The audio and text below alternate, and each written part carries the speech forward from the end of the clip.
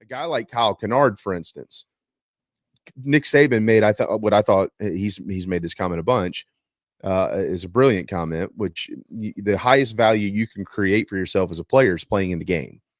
And Kyle Kennard is a guy who shocked people when the season opened, and all of a sudden he became one of the best defensive ends in the country, statistically and how he affected the game, even when his stats didn't, and so on and so forth. And then you look at a lot of the NFL draft projections for a guy like Kyle Kennard. ESPN has him as the 12th best edge rusher in the draft. I don't believe that. Now it doesn't matter what I believe. I'm nobody. I don't personally believe it because I watched the guy play 12 games this year. And I don't think that that's true. Right. But like, what are all of the things that go into this? And like, where is a guy like Kyle Kennard or a Nick Emanwari? What are the things that they're doing in this process via the All-Star games and the combines and the pro days? Like, what is most valuable to those players to increase their stock throughout that process? I would love to learn more about that.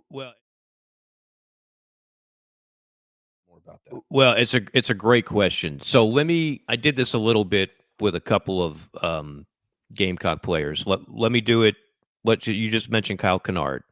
So here's one scouting report on him.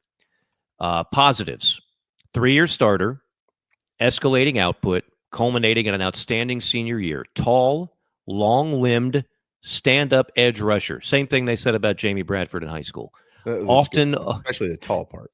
Yeah, often off the blind side. Plays the run with a wide base and a good anchor. Shows toughness and physicality when setting the edge. Overall gap discipline is adequate. Length gives him a solid tackling radius. Effective speed rusher who was able to rack up sacks against SEC opponents this year. He's a long strider who covers a lot of ground with his first step. Works in a rip move to help him get around the edge. Flashes a nice inside move to knife his way into the backfield when opponents overset. Has some ability to convert speed to power, as his frame would suggest. Doesn't need to gear down much when he's turning the corner. Okay, so why is he a first-round pick, Mike? Everything there sounds great, right, Jamie? I mean, that's a positive review. Mm-hmm. Here's page 2. Negatives. Spent 5 years in school, so he's a bit older than some of his peers. I don't consider that. I mean, to me, that is ridiculous. But that is ridiculous. It's so stupid. Like, I'd rather have the 20-year-old than the 22-year-old. Like that. I've never bought into that. But this is what they look at. Doesn't always make the most of his length. Lapses into throwing a shoulder when setting the edge in the run game. His rush-first approach can create some big holes to run through. Tackling is inconsistent. Doesn't bend the smoothest arc around the edge. That's where Dylan Stewart, his bend is ridiculous. He's like something superhuman. Tackling is inconsistent. Doesn't, sorry, repeated myself.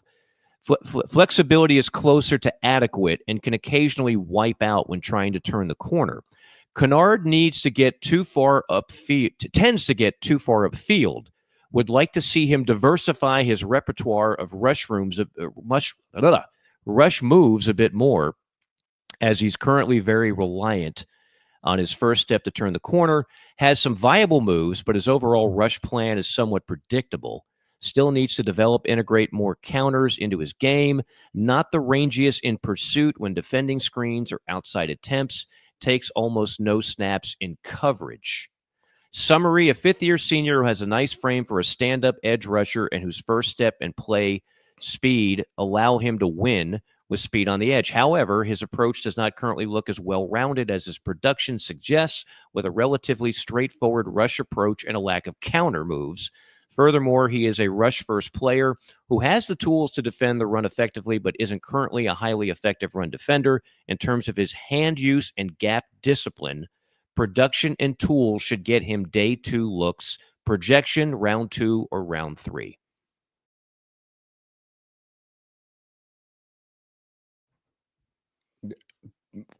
Okay. I don't kill the messenger. No, I know. Not you. Look, day 2 is not a bad thing. The second round he's gonna look. He's still gonna get. He's gonna get paid, and sometimes if you're day 2 and you go to a good team, that could actually be beneficial.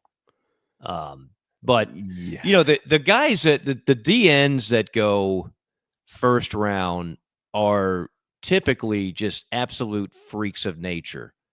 And like you look at Philadelphia and not Jalen Walker, but who's the Walker that came from Georgia?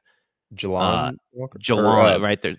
Is it Jelon Walker? Is it No, Jelon Jelon and Walker's still there, right?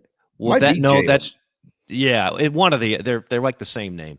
Anyway, I had him in college against Mississippi State, and just watching him, and you just knew he's unblockable. And sure enough, in the NFL, if you watch Philadelphia, he's still virtually unblockable. Those are the kind of guys. The Pierce guy from Tennessee, he was just Travon Walker. Thank you, Frederick. Travon. Yeah. Jelon is still there. Travon. He's in this draft. Pierce of Tennessee, he was the most hyped up guy, defensive end coming into this season, just based on pure speed. And that's the other thing that scouting report didn't mention. I'm not sure if Canard is a big 40-time guy. Mm-hmm. I don't know what he's going to clock at, and Right. that's where you can. So he's a guy that I think would want to do the 40 because maybe he feels like they're underselling him. And if he goes out there and runs like a 4.48, well, that could all of a sudden boost him into the tail end of the first round and make himself some extra bucks. I don't know. JC might know this better. What is Canard's 40 time? I'm sure I could look it up somewhere. Yeah. I don't know if he's considered a blazer like a Pierce is, or some of these other edge guys like a Walker of Georgia. I don't know. Well, we got to hit a quick timeout, but I'll leave it at this just for Gamecock fans. This is just to stir the pot here, Mike. That's all.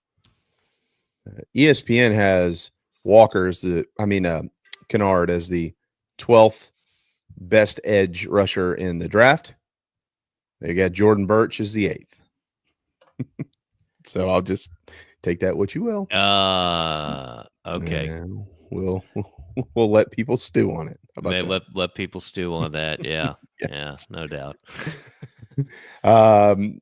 If you want to be comfortable though, while you're pissed off about Jordan Birch, you want to be sitting on Palm Casual furniture as the weather is getting back towards the 70s here.